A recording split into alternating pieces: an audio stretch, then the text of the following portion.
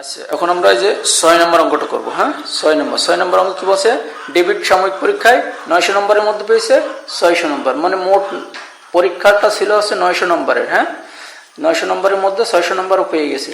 সে শতকরা মানে 100 নম্বরের মধ্যে কত নম্বর পেয়েছে সেটা আমাদের জিজ্ঞাসা করেছে। আর শেষে যে জিজ্ঞাসা করেছে মোট নাম্বার বলতে এই যে মোট নাম্বার, হ্যাঁ, এই মোট নাম্বার এবং প্রাপ্ত নাম্বার, পেয়েছে যে নাম্বার, হ্যাঁ, সেই নাম্বারের অনুপাত তো বুঝতে পারছো কিভাবে লিখতে হয় অনুপাত। এই যে মনে করে এটা এই যে 900, এই যে অনুপাত, এই যে আমরা কোলন চিহ্ন দিই এটা, হ্যাঁ, তারপরে 600। এই যে আমাদের এখানে জিজ্ঞাসা করেছে, দেখো যে কত নম্বর পেয়েছে, কি বলেছে, কত নম্বর পেয়েছে। তা পেয়েছে যে নাম্বার সেই নাম্বার আমরা শেষে লিখবো। যেটা জিজ্ঞাসা করে সেটা আমরা কোথায় লিখি? শেষে লিখি, একদম শেষে রাখি। হ্যাঁ, যেটা বের করব সেটা শেষে রাখবো। তা কত নম্বর পেয়েছে, হ্যাঁ, তো পেয়েছে নাম্বার আমাদের চেয়েছে, তাহলে পেয়েছে যে নাম্বারটা সেটা আমরা শেষে পাঠাবো। তাহলে প্রথমে কি আছে দেখো দিনই, এই দাড়ি পর্যন্ত আমরা প্রথম কাজ করব। এই দাড়ি পর্যন্ত প্রথমে এ যাবে শেষে, এইটা পেয়েছে, এই নাম্বারটা পেয়েছে, তাহলে একে শেষে লিখবো। তাহলে এ যদি শেষে যায় তাহলে প্রথমে এইটা আছে, তাহলে আমরা লিখবো 900 নম্বরের মধ্যে পেয়েছে 600 নম্বর। হ্যাঁ, লাইনটা সাজাই নিলাম, প্রথম দাড়ি পর্যন্ত লাইন সাজালাম। হ্যাঁ, আমরা ডেবিটের নামও দিয়ে দিতে পারি, ডেবিট সাময়িক পরীক্ষায় 900 নম্বরের মধ্যে পেয়েছে 600 নম্বর, এরকম লিখতে পারি, লম্বা করতে পারি, কিন্তু আমরা ছোট করে লিখি। 900 নম্বরের মধ্যে পেয়েছে 600 নম্বর, যেটা চাইছে সেটা শেষে লিখবো। তাহলে 900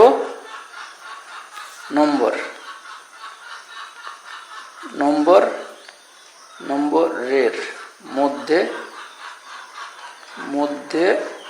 পেয়েছে, হ্যাঁ, পেয়েছে কত নম্বর ভাইয়া? 600 নম্বর পেয়েছিল সে, 600 নম্বর। ওকে, 1 নম্বরে হিসাব করলে আমরা তো যে কোনো হিসাব দ্রুত করতে পারবো। হ্যাঁ, তাহলে অতএব 1 নম্বরের মধ্যে পেয়েছে, 1 নম্বরের মধ্যে পেয়েছে কত? একটু কম পাবে, তাহলে কম পাইলে কোথায় যাবে ভাইয়া? নিচে যাবে, হ্যাঁ, ভাগে যাবে। হ্যাঁ, নম্বর। এখন আমরা দেখি যে কত নম্বর। এখন আমাদের এই যে শতকরা বলেছে, কত বলেছে ভাইয়া? শতকরা এসে কত পেয়েছিল, এবং শতকরা হিসাবটা করে দেবো। তাহলে শতকরা মানে কি? আমাদের প্রথম লাইন কিন্তু কাজ শেষ ভাইয়া, এই দাড়ি পর্যন্ত কাজ শেষ হয়ে গেছে, এখন আমরা দ্বিতীয় লাইনে চলে গেছি। হ্যাঁ, তাহলে আমরা এখন শতকরা, অতএব এই যে শতকরা নম্বর, তাহলে 100 নম্বরের মধ্যে পেয়েছে। এখন এই 1-এর থেকে একটু বেশি, 1-এর থেকে বেশি, তাহলে বেশি হলে গুণে যাবে। তাহলে 600 গুণ এই যে 100 উপরে গেল, 100 বাই কত যাচ্ছে আমাদের? এই যে 900। হ্যাঁ ভাইয়া, 900 নম্বর। তাহলে এখন আমরা কাটাকাটি করে দিই, 100-কে 100 আর 900-কে 900, 900 মধ্যে 9 বার যাবে। হ্যাঁ, এবার এটা কাটি,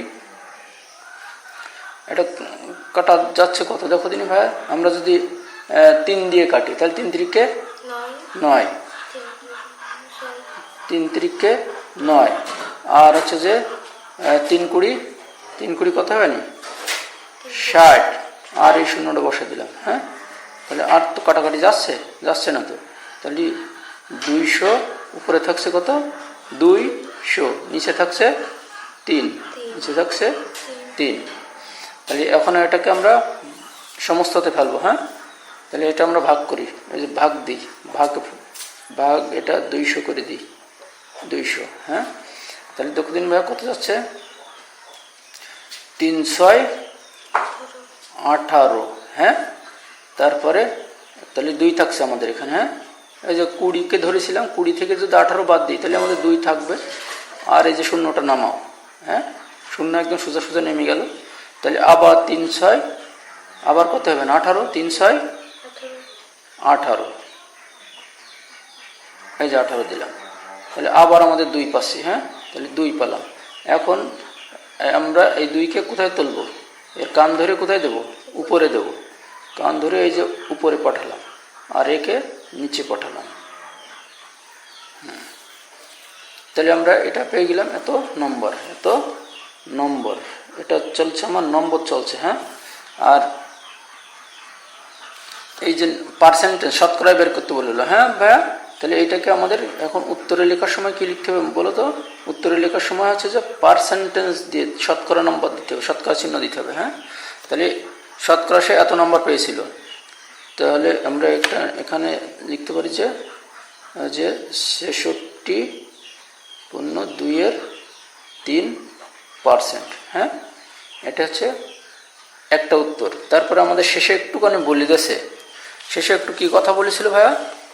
শেষে বলেছিল যে মোট নাম্বার এবং প্রাপ্ত নাম্বারের অনুপাত নির্ণয় করো। মোট নাম্বার আর প্রাপ্ত নাম্বার বলতে এই যে 600, হ্যাঁ। তাহলে মোট নাম্বার আমাদের ছিল হচ্ছে যে মোট নাম্বার অনুপাত প্রাপ্ত নাম্বার, তাহলে মোট নম্বর অনুপাত প্রাপ্ত নম্বর সমান সমান কত আসছে দেখো? মোট নম্বর কত ছিল আমাদের? 900 অনুপাত তারপরে কত? প্রাপ্ত নম্বর 600। এই যে হিসাবটা করলাম এটা কিন্তু আমরা শতকরা হিসাব করেছি, সে 100-তে কত পেয়েছিল, হ্যাঁ। এই যে এত নম্বরের মধ্যে সে আসলে শতকরা কত পেয়েছিল, এত পার্সেন্ট নাম্বার সে পেয়েছিল এক সাবজেক্টে, হ্যাঁ। আর এখন আমরা যে হিসাবটা করছি সেটা হচ্ছে মোট নাম্বার এবং প্রাপ্ত নাম্বারের অনুপাত করছি, হ্যাঁ। তাহলে এটা আমরা কি করতে পারি দেখো দিন ভাইয়া, কত দিয়ে ভাগ করা যায়? আমরা যদি 300 দিয়ে ভাগ করি, 300 দিয়ে, তাহলে এটা পাবানি আছে 3 3 9, আর এটা হচ্ছে কত পাবো? 3 2 6, তাহলে এখানে 3 পাবো আর এখানে 2 পাবো, তাই তো? তাহলে এখানে তো ধরানো মুশকিল হয়ে যাবে, তাহলে এখানে আমরা যদি 300 দিয়ে ভাগ করি তাহলে 3 3 9 পাবো, হ্যাঁ। 300 900 মধ্যে কয়বার যায়? 3 বার। আর এই যে অনুপাতটা দিলাম, হ্যাঁ। আর এই যে 600 মধ্যে কয়বার যায়? 2 বার। 600 মধ্যে 2 বার। তাহলে আমরা এখানে একটু সাইড নোট দেবো যে 300 দ্বারা ভাগ করে 300 দ্বারা ভাগ করে, তাহলে এখন আমাদের অনুপাত কত পেলাম? প্রাপ্ত নাম্বার, এই মোট নাম্বার আর প্রাপ্ত নাম্বারের অনুপাত পেলাম 3:2, 3:2। আমরা এই অবস্থায় রাখি না কেন, এটাকে ভাগ করে দিই, এটাকে ছোট করে নিই, হ্যাঁ। এটাকে ছোট করে নিই, তো কত দিয়ে ভাগ করলে আমরা দেখি যে উভয়কে ভাগ করা যাচ্ছে, হ্যাঁ। সর্বোচ্চ ছোটতে চলে এসেছি, দেখো এটাও মৌলিক সংখ্যা পড়ে গেছে, এটাও মৌলিক সংখ্যা পড়ে গেছে। 2000 সবচেয়ে ছোট মৌলিক সংখ্যা, তারপরে মৌলিক সংখ্যা এটা, তা মৌলিক সংখ্যাতে তো ভাঙানো যায় না, তাহলে আর তো ভাঙানো যাচ্ছে না, তাহলে এই পর্যন্তই আমাদের থেমে যেতে হবে, হ্যাঁ। তাহলে আমাদের এটা এই দুইটা অ্যান্সার পেয়েছি, একটা অ্যান্সার আর একটা অ্যান্সার। তাহলে আমরা এখন উত্তরমালা একটু দেখতে পারি, হ্যাঁ। ওকে, ফাইন।